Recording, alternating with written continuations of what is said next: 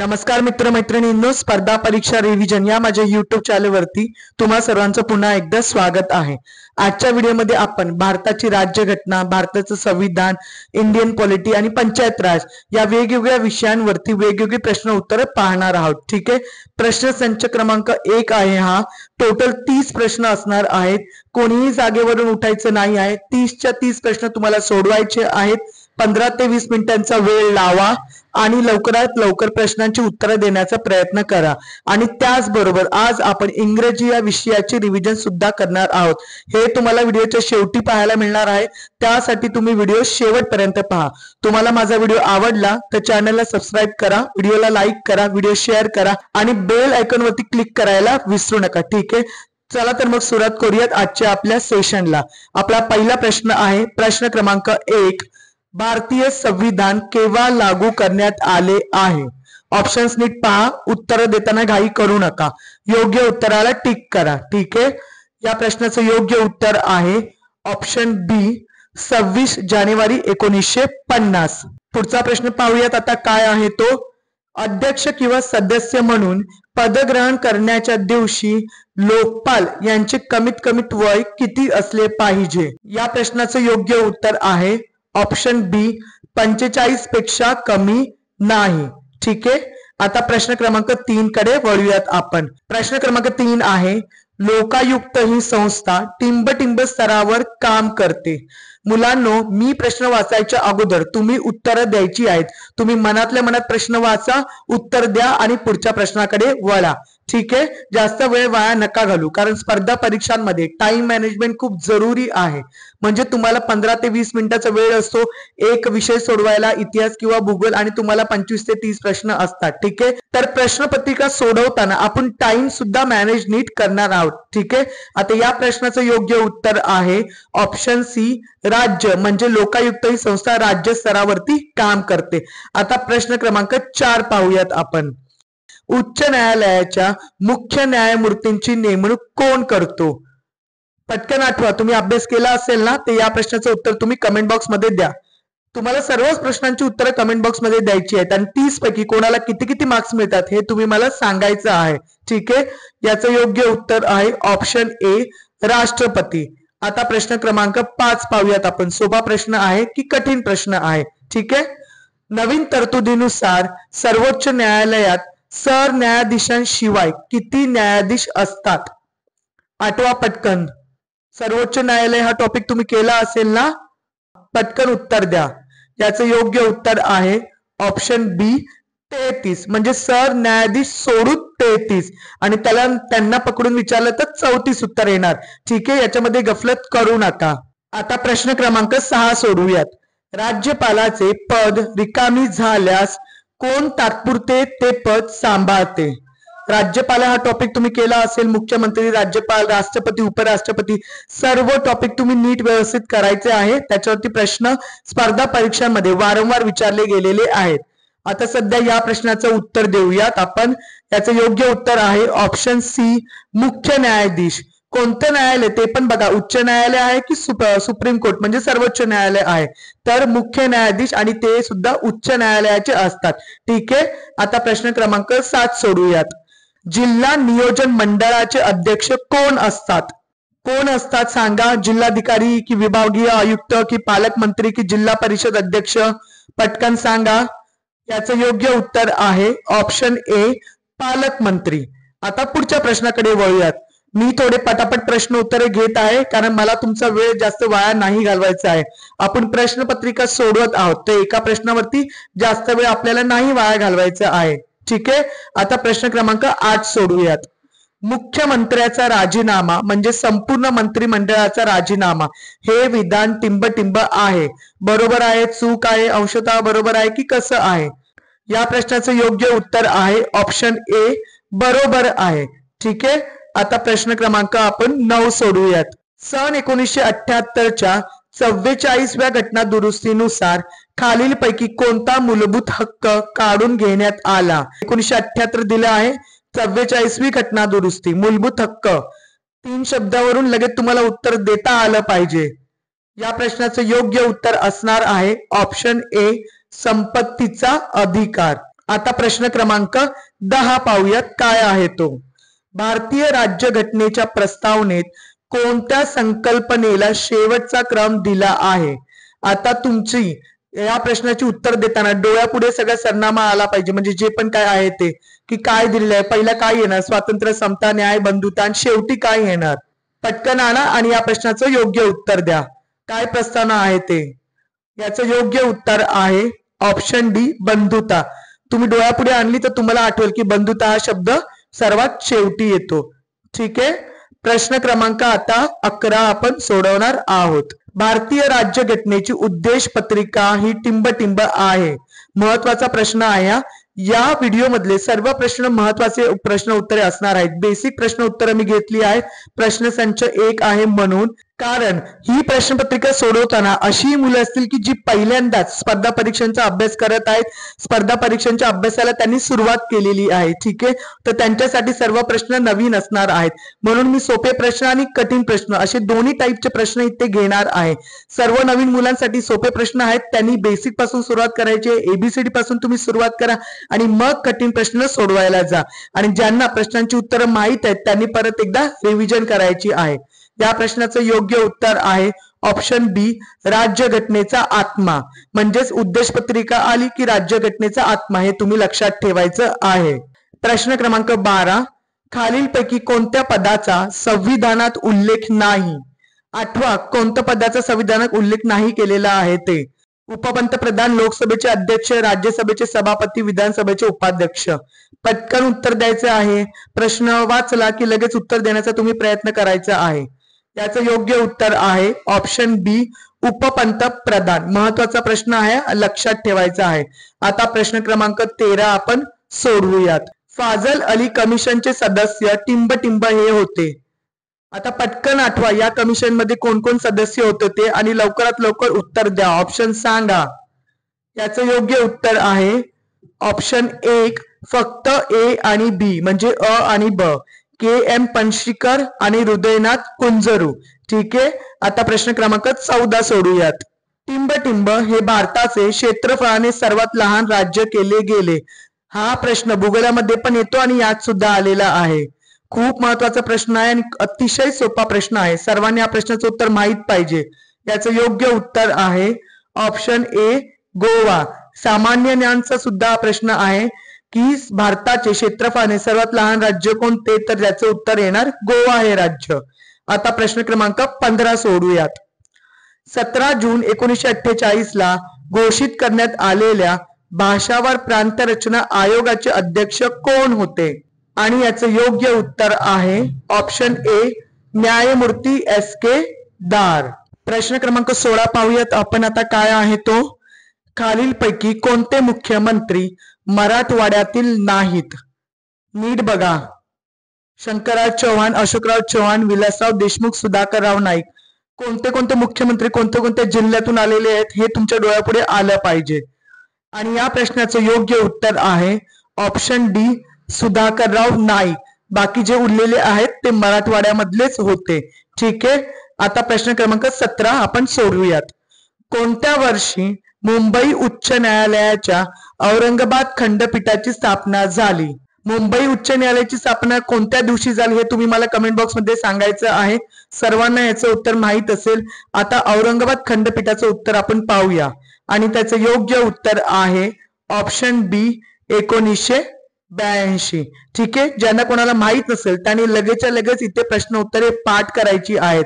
आणि तुम्हाला प्रश्नसंच जर कठीण वाटत असेल तर 2 ते 3 वेळा तो प्रश्नसंच पहा आणि लगेचच्या लगेच प्रश्नांची उत्तरं इकडच्या इथे पाठ करा. आता प्रश्न क्रमांक 18 पाहूयात. भारताच्या राष्ट्रपतींना पद व गोपनीयतेची शपथ कोण देतात? कोण देतात शपथ? सांगा मला पटकन. कमेंट मध्ये उत्तर द्या. काय उत्तर असेल याचं? योग्य उत्तर आहे ऑप्शन बी, सर्वोच्च न्यायालयाचे सरन्यायाधीश. आता प्रश्न क्रमांक 19 आपण सोडवूयात. भारतातील संसदीय शासन पद्धती कोणत्या देशाच्या प्रेरणेतून निर्माण करण्यात आली आहे? कोणत्या देशामधून आपण काय काय घेतलेलं आहे म्हणजे आपली राज्यघटना लिहिताना याच्यावरती परीक्षेला वारंवार प्रश्न विचारले गेलेले आहेत. तर तुम्ही देश आणि कोणत्या कोणत्या देशातून आपण राज्यघटनेमध्ये काय काय समाविष्ट केले आहे हे नीट बाय हार्ट करायचं आहे.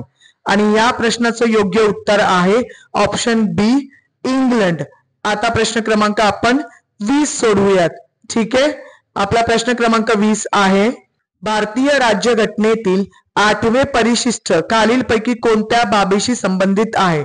अतिशय सोपा प्रश्न आहे, सगळ्या मुलांना याचं उत्तर माहीतच असायला हवं. काय असणार आहे याचं योग्य उत्तर? मी पटकन सांगते आता. याचं योग्य उत्तर आहे ऑप्शन बी, भाषा. प्रश्न क्रमांक 21, राष्ट्रीय पक्ष म्हणून मान्यता मिळण्यासाठी किमान टिंबटिंब राज्यांमध्ये राज्य पातळीवरील पक्ष म्हणून मान्यता असावी अशा प्रकारची एक अट आहे. प्रश्न मोठा आहे, प्रश्न नीट वाचा. इलेक्शन आता सध्या चालू झालेले आहेत, असे प्रश्न तुम्हाला परीक्षेला विचारले जाऊ शकतात. आणि या प्रश्नाचं योग्य उत्तर आहे ऑप्शन डी, 4. ठीक आहे, आता पुढच्या प्रश्नाकडे वळूयात. प्रश्न क्रमांक 22, महाराष्ट्रात विधान परिषदेच्या सदस्यांची संख्या किती आहे? सर्वांना माहित असेल विधानसभेमध्ये किती सदस्य लागतात, विधान परिषदेमध्ये किती सदस्य लागतात. योग्य उत्तर आहे ऑप्शन सी, 78. प्रश्न क्रमांक 23, भारत सरकारने सत्यमेव जयते हे बोधवाक्य टिंबटिंब रोजी स्वीकारले आणि याचं योग्य उत्तर आहे ऑप्शन ए, 26 जानेवारी 1950. 26 जानेवारी 1950 आल्यावरती डोळ्यापुढे आलं पाहिजे आपली राज्यघटना. प्रजासत्ताक दिवस आपण साजरा करतो, आपली राज्यघटना त्या दिवशी अंमलात आली होती, आपलं संविधान. ठीक आहे, आता पुढचा प्रश्न पाहूया. प्रश्न क्रमांक 24, राज्यसभेत जाणारी पहिली चित्रपट अभिनेत्री कोण? वैजंतीमाला, हेमा मालिनी, जयललिता, नर्गिस दत्त, कोण आहे सांगा पटकन. याचं योग्य उत्तर आहे ऑप्शन डी, नर्गिस दत्त. पुढचा प्रश्न आहे प्रश्न क्रमांक 25, संघ राज्याच्या कार्यकारी मंडळात खालीलपैकी कोणाचा समावेश करता येणार नाही?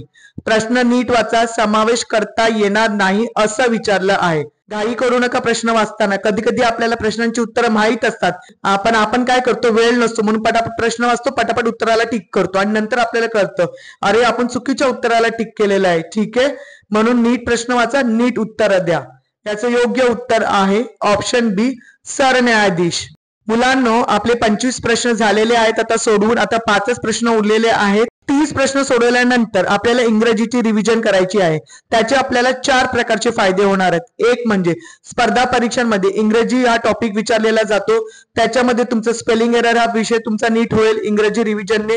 दुसरं म्हणजे समानार्थी आणि विरुद्धार्थी शब्द, कारण आपल्याला जर समानार्थी आणि विरुद्धार्थी शब्दांचं उत्तर द्यायचं असेल तर त्या शब्दांचा अर्थ आपल्याला माहित पाहिजे, तर तो तुमचा प्रश्न सॉल्व्ह होणार आहे. तिसरं म्हणजे तुमच्या ज्ञानामध्ये एक भर पडणार आहे, कारण एखाद्या मराठी शब्दाला इंग्रजीमधून काय बोलतात आणि इंग्रजी शब्दाला मराठीमधून काय बोलतात हे तुम्हाला कळणार आहे. आणि चौथं म्हणजे इंग्रजी रिव्हिजन केल्यामुळे तुम्ही जर स्पर्धा परीक्षेमध्ये पास झाला, एखाद्या मोठ्या पदावरती कामाला लागलात, तर तुम्हाला या रिव्हिजनचा फायदा होणार आहे. कारण तुम्हाला कळेल की एखादी संस्था आहे किंवा एखादी कंपनी आहे त्याला मराठी आणि इंग्रजीमधून काय बोलतात, ते तुम्हाला व्हिडिओच्या शेवटी पाहिल्यानंतर समजणारच आहे.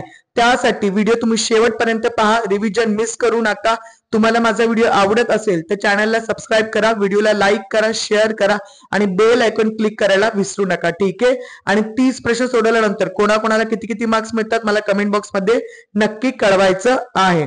आता प्रश्न क्रमांक 26 पाहूयात आपण काय आहे तो. ठीक आहे, महाराष्ट्र सरकारने संमत केलेला जादूटोणा प्रतिबंधक कायद्यान्वये जादूटोणा व नरबळी देणाऱ्या व्यक्तीला टिंबटिंब इतक्या शिक्षेची तरतूद आहे. महत्वाचा प्रश्न आहे हा, नीट उत्तर द्या. याचं योग्य उत्तर आहे ऑप्शन सी, किमान 6 महिने आणि कमाल 7 वर्ष. ठीक आहे, लक्षात ठेवायचं आहे ज्यांना कोणाला माहित नसेल त्यांनी. आता प्रश्न क्रमांक 27 पाहूयात.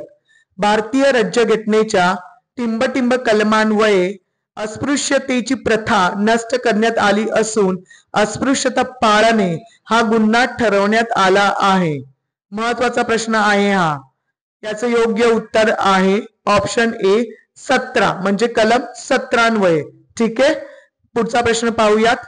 खालीलपैकी मूलभूत हक्क कोणता? पटकन पहा. कोणता मूलभूत हक्क आहे तो? याचं योग्य उत्तर आहे ऑप्शन सी, धार्मिक स्वातंत्र्याचा हक्क. हा आपला मूलभूत हक्क आहे, कोणी विसरायचं नाही आहे. आणि सर्व मूलभूत हक्क नीट बायहार्ट करायचे आहे. परीक्षेला एखादा तरी प्रश्न त्यावरती विचारला जातो. प्रश्न क्रमांक 29, जमीन हा विषय टिंब या सूचीमध्ये येतो. कोणत्या सूचीमध्ये कोणते कोणते विषय येतात याच्यावरती सुद्धा परीक्षेला प्रश्न विचारले गेलेले आहेत. ते सुद्धा तुम्ही नीट करायची आहे. केंद्र सूची, राज्य सूची, समवर्ती सूची. समजलं? आता या प्रश्नाचं योग्य उत्तर आहे ऑप्शन ए, राज्य सूची. मग जमीन कोणत्या सूचीमध्ये येतो? तर राज्य सूचीमध्ये. प्रश्न क्रमांक 30 सोडूयात. आजच्या व्हिडिओ मधला शेवटचा प्रश्न. सत्यमेव जयते हे वाक्य कोठून घेण्यात आले आहे? सत्यमेव जयते पिक्चरचं सुद्धा नाव आहे. सगळ्यांना याचं उत्तर माहीतच असायला हवं. याचं योग्य उत्तर आहे ऑप्शन बी, मुंडक उपनिषद. ठीक आहे, आता सुरुवात करूयात आपल्या इंग्रजी रिव्हिजनला. पटापट रिव्हिजन करूयात आपण. आपला पहिला शब्द आहे जिल्हाधिकारी. जिल्हाधिकारीला इंग्लिश मधून डिस्ट्रिक्ट मॅजिस्ट्रेट असं म्हटलं जातं. मॅजिस्ट्रेटची स्पेलिंग नीट बघून घ्या. पालकमंत्री म्हणजे गार्डियन मिनिस्टर. जिल्हा परिषद म्हणजे डिस्ट्रिक्ट काउन्सिल. विभागीय आयुक्त म्हणजे डिव्हिजनल कमिशनर. कमिशनरची स्पेलिंग नीट बघून या, स्पेलिंग एरर मध्ये विचारतात. जिल्हा नियोजन मंडळ म्हणजे डिस्ट्रिक्ट प्लॅनिंग कमिटी. कमिटीची स्पेलिंग सुद्धा नीट बघून घ्या. राजीनामा म्हणजे रेझिग्नेशन. मंत्रिमंडळ म्हणजे कॅबिनेट ऑफ मिनिस्टर्स. अधिकार म्हणजे राईट्स. घटना दुरुस्ती म्हणजे अमेंडमेंट. प्रस्तावना म्हणजे प्रिएम्बल. कोणती प्रस्तावना बोलत आहे मी? आपली भारतीय राज्यघटनेमधली, म्हणजे आपली संविधानाची जी प्रस्तावना आहे ना, तिला प्रिएम्बल इंग्रजी मधून बोलतात. संकल्पना म्हणजे कॉन्सेप्ट. समता म्हणजे इक्वॅलिटी. न्याय म्हणजे जस्टिस. स्वातंत्र्य म्हणजे लिबर्टी. आपण बोलतो की स्वातंत्र्य म्हणजे इंडिपेंडन्स, पण जे प्रस्तावना आहे ना, समता, न्याय, बंधुता जे दिलेलं आहे त्याच्यामध्ये प्रिएम्बल मध्ये आपल्या, त्याच्यामध्ये लिबर्टी बोलतात. बंधुता म्हणजे फ्रॅटर्निटी. उच्च न्यायालयाला हायकोर्ट बोलतात. राष्ट्रपती म्हणजे प्रेसिडेंट, सर्वांना माहीतच आहे. उपराष्ट्रपती म्हणजे व्हाईस प्रेसिडेंट. केंद्रीय मंत्री म्हणजे कॅबिनेट मिनिस्टर. सर्वोच्च न्यायालय म्हणजे सुप्रीम कोर्ट. जिल्हा म्हणजे डिस्ट्रिक्ट. राज्य म्हणजे स्टेट. राजधानीला कॅपिटल बोलतात.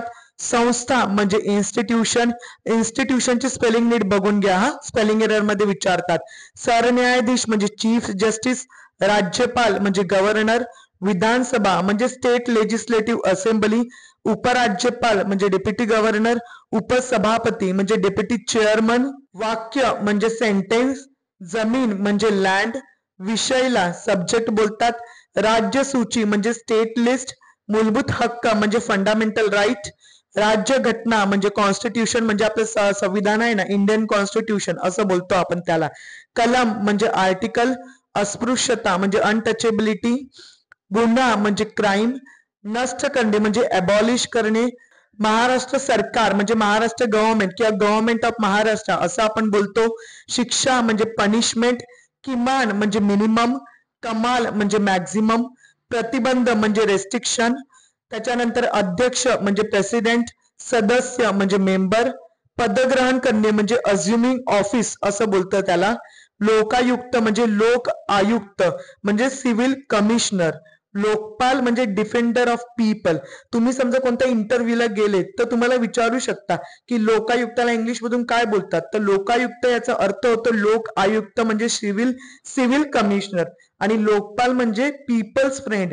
हे म्हणजे आपण साध्या भाषेमध्ये बोलतात ते, की आपण इंटरव्ह्यूला गेलो ती सर लोकपाल म्हणजे डिफेंडर ऑफ पीपल म्हणजे लोकांना वाचवणारा. पीपल्स फ्रेंड म्हणजे लोकांसाठी काम करणारा. ठीक आहे. नगरपालिका म्हणजे म्युनिसिपालिटी, त्याचं पण स्पेलिंग नीट बघून घ्या. पंचायत राज म्हणजे काउन्सिल ऑफ 5 ऑफिशियल्स असं बोलतात. राष्ट्रीय पक्ष म्हणजे नॅशनल पार्टी. विधान परिषद म्हणजे लेजिस्लेटिव्ह असेंब्ली किंवा काउन्सिल असं बोलतात. राज्यसभा म्हणजे काउन्सिल ऑफ स्टेट म्हणजे अप्पर हाऊस ऑफ पार्लमेंट, म्हणजे आपण बोलतो ना राज्यसभा वरिष्ठ सभागृह आहे त्याला बोलतात अप्पर हाऊस ऑफ पार्लमेंट. कार्यकारी मंडळ म्हणजे एक्झिक्युटिव्ह बोर्ड. संघराज्य म्हणजे युनियन स्टेट. जादूटोना म्हणजे विच क्राफ्ट असं बोलतात.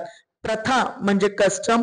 लोकसभा म्हणजे हाऊस ऑफ द पीपल आणि कनिष्ठ सभागृह बोलतो ना आपण त्याला म्हणजे lower house of the parliament. संसद म्हणजे पार्लमेंट. उपपंतप्रधान म्हणजे डेप्युटी प्राईम मिनिस्टर, क्षेत्रफळ म्हणजे एरिया, मुख्यमंत्री म्हणजे चीफ मिनिस्टर, उच्च न्यायालय म्हणजे हायकोर्ट, खंडपीठ म्हणजे बेंच बोलतो आपण त्याला, उपराष्ट्रपती म्हणजे व्हाईस प्रेसिडेंट, शपथ म्हणजे ओथ असं बोलतात, संसदीय शासन पद्धती म्हणजे पार्लमेंटरी सिस्टीम ऑफ गव्हर्नमेंट, भाषा म्हणजे लँग्वेज आणि परिशिष्ट म्हणजे अपेंडिक्स.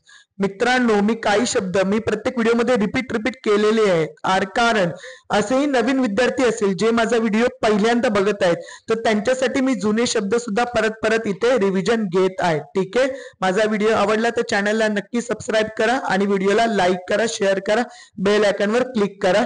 धन्यवाद. आता भेटूयात आपल्या पुढच्या सेशन मध्ये.